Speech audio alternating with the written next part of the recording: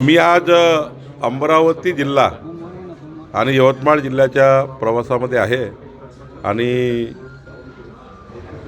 खास करून माननीय अमित भाई हे महाराष्ट्रात शासकीय कार्यक्रमानिमित्त आणि महत्त्वाचा जो कार्यक्रम आहे या राज्यामध्ये माननीय प्रधानमंत्री मोदीजींनी आणि आमचे महाराष्ट्राचे मुख्यमंत्री देवेंद्र फडणवीसजी यांच्या पुढाकाराने 20 लाख घरं मंजूर झाले आहेत. ग्रामविकास मंत्री जयकुमार गोरे आणि महाराष्ट्राचा ग्रामविकास विभाग आज महाराष्ट्राच्या सर्व ग्रामपंचायतीमध्ये 20 लाख घराचं आवंटन होणार आहे. माननीय अमितभाईच्या हस्ते माननीय अमितभाई यांनी याकरता विशेष पुढाकार घेतला आहे आणि आज महाराष्ट्रातला ऐतिहासिक 20 लाख घराचं वाटप एकाच दिवशी होणे हा ऐतिहासिक दिवस आजचा आहे. सर्व ग्रामपंचायतमध्ये आज लाभार्थ्यांना चेक वाटप होणार आहे.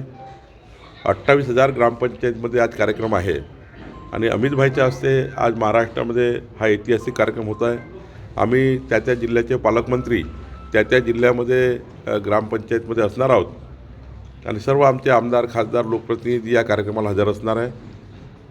राहिला प्रश्न पालकमंत्र्याचा, तो प्रश्न माननीय देवेंद्रजी, एकनाथजी आणि अजितदादा मिळून सोडवणार आहे. माननीय अमितभाईचा दौरा हा शासकीय दौरा आहे आणि यातनं महाराष्ट्राला आज 20 लाख घरं मिळत आहेत. काही दिवसाआधी आज उदय सावंत सुद्धा राज ठाकरेची भेट घेत आहे. आगामी निवडणुकीच्या संदर्भाने आज दोन्ही पक्षाच्या नेत्यांच्या भेटी होत आहेत सर. अशा भेटी होतच राहतात कारण राजसाहेबांचे सर्वचे संबंध आहे. माझेही खूप त्या ठिकाणी मैत्रीपूर्ण संबंध आहे. त्यामुळं राजसाहेबाशी कोणी भेटलं यावर काही त्याच्यात वेगळं काही बोलायची गरज नाही. राजसाहेब हे सर्वांचेच मित्र आहेत, त्यामुळे त्यांना भेटत राहतात.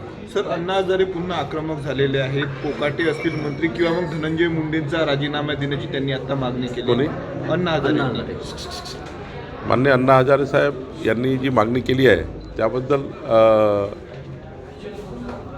आपलं सरकार जे आहे, माननीय देवेंद्रजी किंवा जे त्यांचं काही म्हणणं आहे ते ऐकून घेतील आणि निर्णय करतील. सर, अनेकदा चर्चा येते की महायुतीमध्ये एकनाथ शिंदे नाराज आहे, परंतु काल नागपुरात असताना त्यांनी असं वक्तव्य केलं की एकनाथ शिंदेंना हलक्यात घेऊ नका आणि पुढे जाऊन असंही ते म्हणाले की एकनाथ शिंदे आणि फडणवीसांचा फेविकॉलसारखा मजबूत जोड आहे, तुटेगा नाही. एकनाथ शिंदेजी हे अत्यंत प्रगल्भ आणि महाराष्ट्रामधल्या युतीमधल्या महत्त्वाचे घटक आहेत.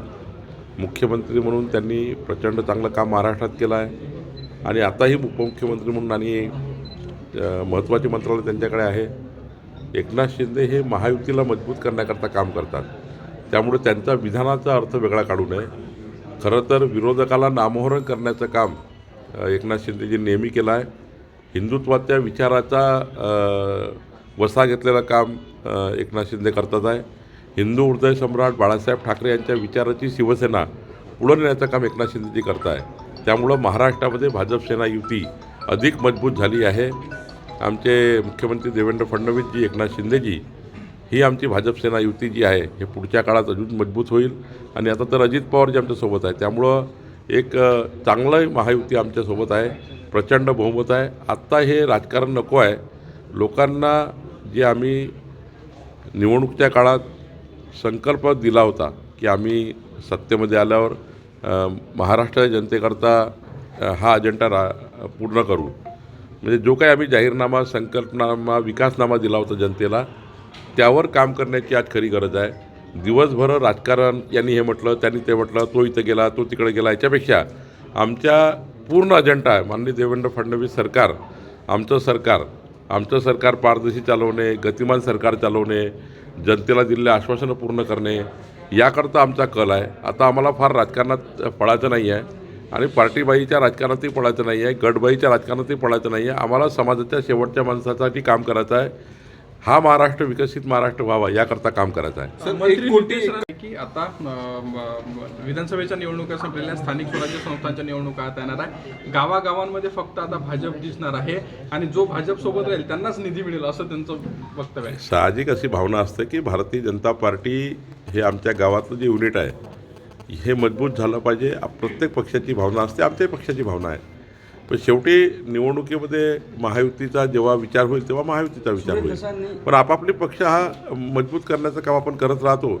आम्ही करतोय, एकनाथजी करताय, अजितदादाही करताय. त्यामुळे आपापला पक्ष मजबूत केला पाहिजे. जिथे इथं स्पेस आहे तिथं आपला पक्ष वाढवला पाहिजे. त्यातनं शेवटी काय होणार आहे, महायुतीत मजबूत होणार आहे.